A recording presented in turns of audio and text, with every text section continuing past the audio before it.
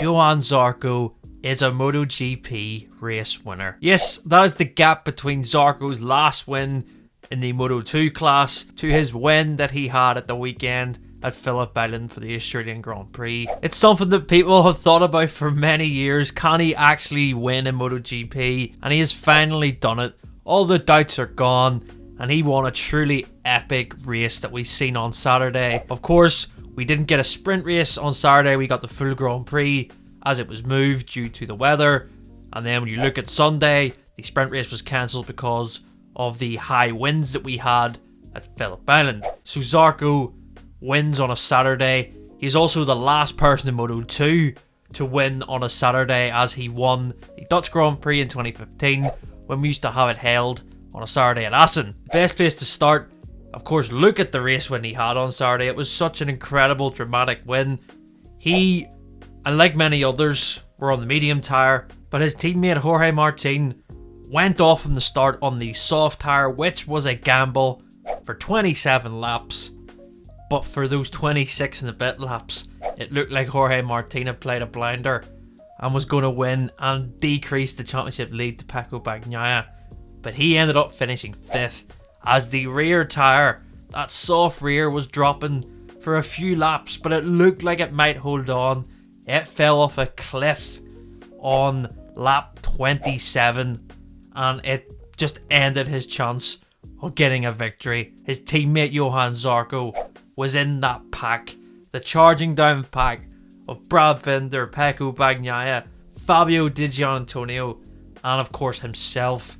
They were able to close down Martin, and it came to the question, would Zarco actually overtake his teammate who is involved in a title fight? When you look at it, really, of course he would. He isn't going to be with Pramac Ducati next year. He hasn't got a race win in MotoGP at this point. He has his opportunity right in front of him, and he has to take it. So he takes it at turn number 4, the Miller corner. He goes up the inside of Martin. It was quite close, but I think he did a good job, as if he didn't, who knows, maybe Pecco Bagnaia would have sent it on him, and then Bagnaia could be in the prime position to win the race. Martin did get overtaken by Bagnaia at the exit of turn 4, but Zarco had enough pace.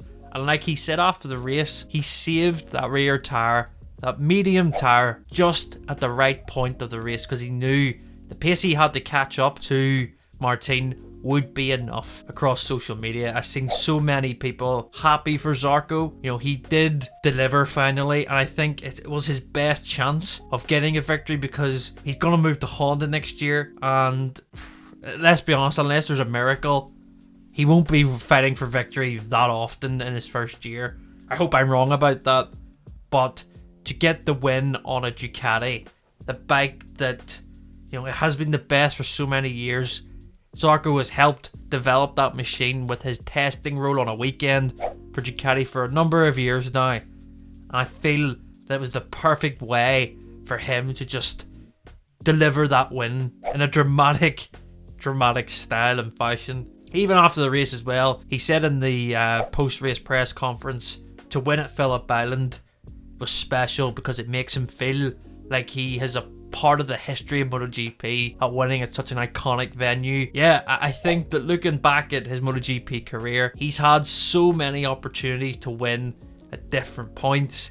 I always think back of the first ever race that he had in the MotoGP class at Qatar in 2017. He was running away with the lead, and it was just that inexperience, tyres, everything was new. He had a bit of a lead over, I think it was Andrea Iannone, and he crashed at turn 2.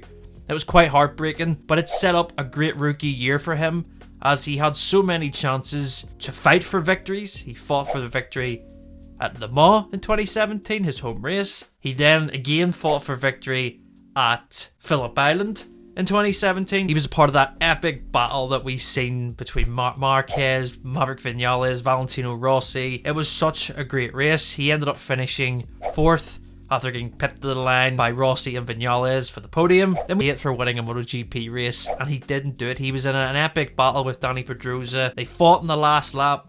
He just couldn't get it done. Then we go to 2018.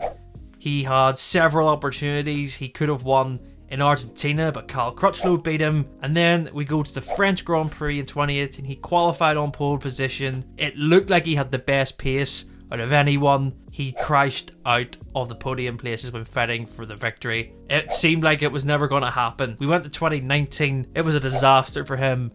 He went to KTM, immediately didn't get on with the bike. He left KTM midway through the season and then was in the position of riding for LCR Honda as a stand-in rider for the last few rounds of the year. 2020 comes along. He is on a GP19 for Avintia. He gets on the podium at Brno, and might I add, he done the greatest long lap penalty I've ever seen. 2021 comes along. He's on the Pramac Ducati, but he kind of plays second fiddle to Jorge Martin, and that is the point that Zarco, he had so many good qualifying performances in 2021. He could have delivered victory, but he never really got close to it. It was his chance in 2022 to actually push on, but we didn't really see much from him last season.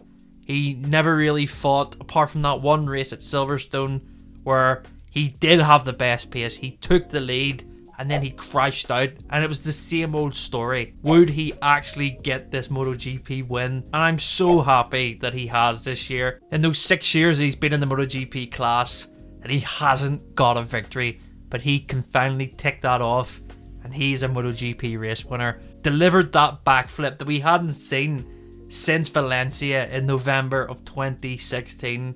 Yeah, it's just great. I think it's a nice story for MotoGP to have. We could see how much it meant to him as he was on the podium singing the French national anthem, proudly. And yeah, I think that Zarco's moment was here and he took it. But yeah, let me know in the comments below what you thought of Zarco's race win on Saturday. Were you happy for him? What did you think of the race weekend? Love to hear your thoughts. Make sure to subscribe to Crash MotoGP below. Follow us on social media, and I will see you next time.